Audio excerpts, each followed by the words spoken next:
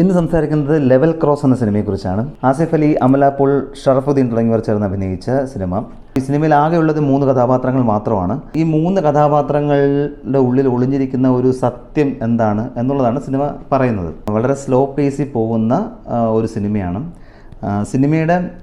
സിനിമയുടെ theme vice നോക്കുകയാണെങ്കിൽ നല്ലൊരു തീമാണ്. അതിനുള്ളിൽ ഒളിപ്പിച്ചിരിക്കുന്ന സസ്പെൻസും ഒക്കെ തന്നെ രസമുള്ളതാണ്. പക്ഷേ ഇത് എല്ലാവർക്കും ഇഷ്ടപ്പെടണമെന്നില്ല എന്നുള്ളതാണ് പ്രധാന വിഷയം. കഥ വെച്ച് നോക്കുകയാണെങ്കിൽ എനിക്ക് സിനിമ ഇഷ്ടപ്പെട്ടു. പക്ഷേ ഒരുപാട് ലോജിക് ഇഷ്യൂസ് സിനിമയ്ക്ക് അത് നമുക്ക് ഫൈൻഡ് ഔട്ട് ചെയ്യാൻ പറ്റും. ഇപ്പോൾ നമ്മൾ ഈ കഥകളൊക്കെ വായിക്കുമ്പോൾ ഇതൊരു സാങ്കല്പിക കഥയാണ് എന്നുള്ള രീതിയിൽ കാണുകയാണെങ്കിൽ, അല്ലെങ്കിൽ അതൊരു പ്രത്യേക യൂണിവേഴ്സ് ആണെന്ന് വിചാരിച്ചിട്ട് സിനിമ കാണുകയാണെങ്കിൽ ആ സിനിമയിൽ കാണുന്ന അല്ലെങ്കിൽ പറയപ്പെടുന്ന പല വിഷയങ്ങളും നമുക്ക് കുഴപ്പമില്ല എന്ന് തോന്നാം.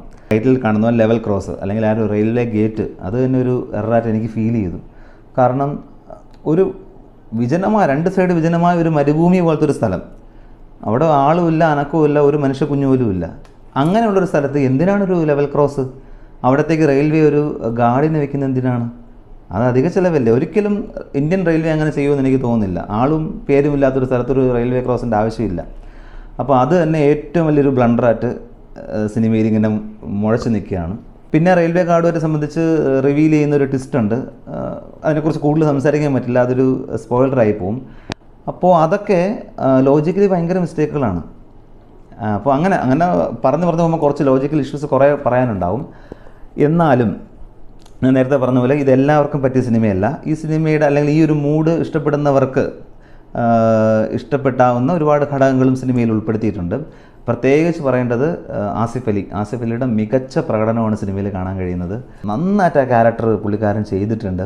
അമലയാണെങ്കിലും അതുപോലെ ഷറഫുദ്ദീൻ ആണെങ്കിലും രണ്ടുപേരും നന്നായിട്ട് പെർഫോം ചെയ്തിട്ടുണ്ട്.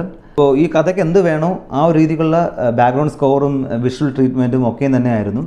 അത്തരം സബ്ജക്റ്റീവായിട്ടുള്ള മൂവീസൊക്കെ ഇഷ്ടപ്പെടുന്ന ആൾക്കാർക്ക് തീർച്ചയായിട്ടും പരിഗണിക്കാവുന്നൊരു മൂവിയാണ് ലെവൽ ക്രോസും.